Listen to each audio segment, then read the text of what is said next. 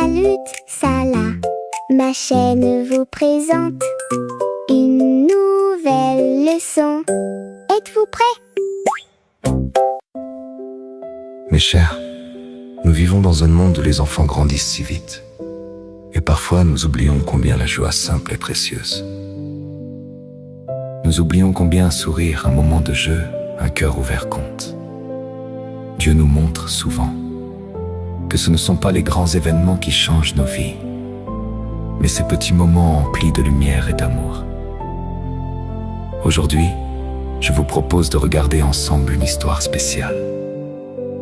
Une histoire où la joie prend vie, où l'amitié naît de la manière la plus inattendue, et où une chose en apparence simple engendre un véritable changement. Ouvrons nos cœurs et plongeons dans cette histoire.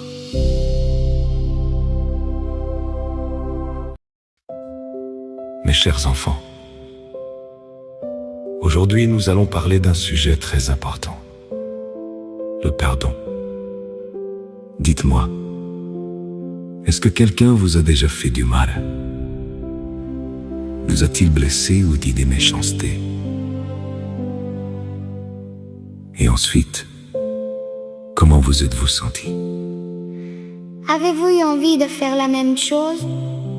Beaucoup de gens agissent ainsi. Quand ils sont blessés, ils répondent souvent par le mal.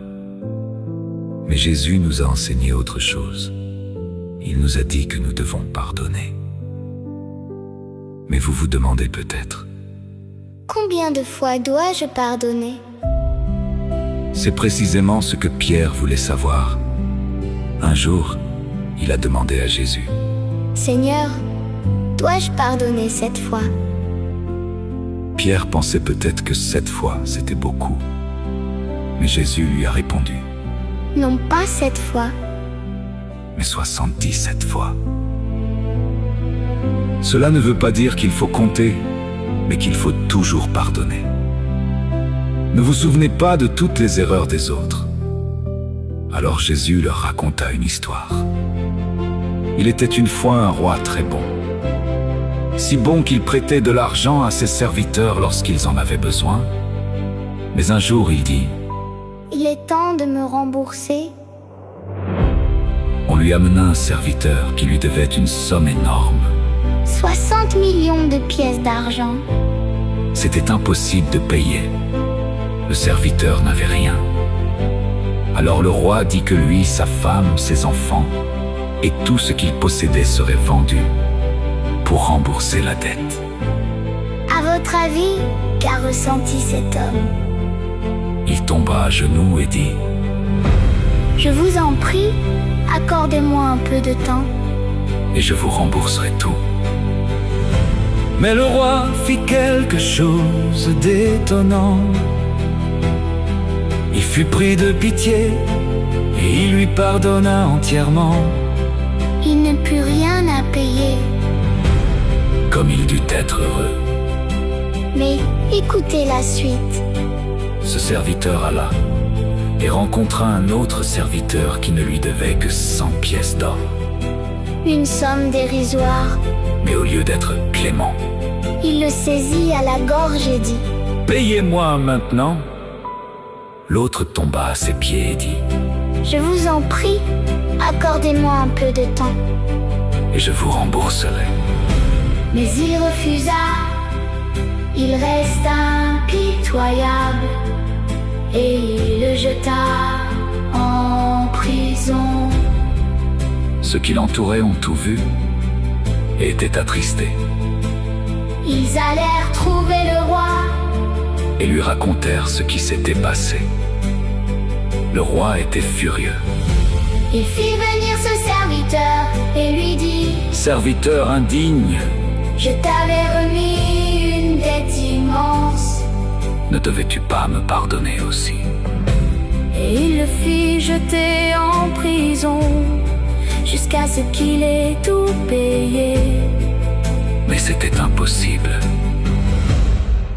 Alors Jésus dit, C'est ainsi que Dieu agira. si vous ne pardonnez pas de tout votre cœur.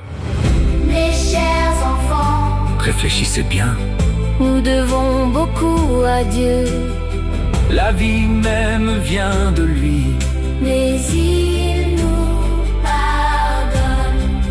C'est pourquoi nous devons aussi pardonner aux autres. Si quelqu'un vous dit, Je suis désolé. que ferez-vous? Le pardonnerez-vous? Mais s'il pêche à nouveau, Le pardonnerez-vous encore? réfléchissez. Si vous aviez eu tort, ne souhaiteriez-vous pas être pardonné? Il ne suffit pas de dire, Je te pardonne. il faut pardonner du fond du cœur. Car alors nous montrons que nous sommes véritablement Disciple de Jésus. fin.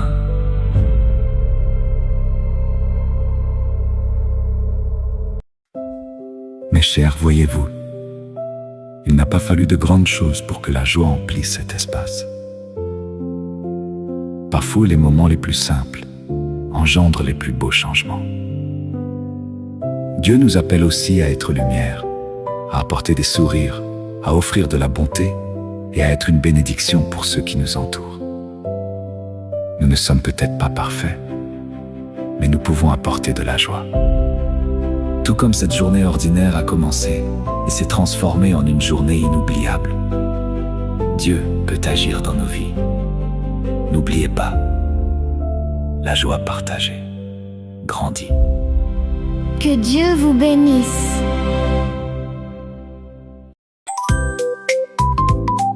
The lantern starts to play.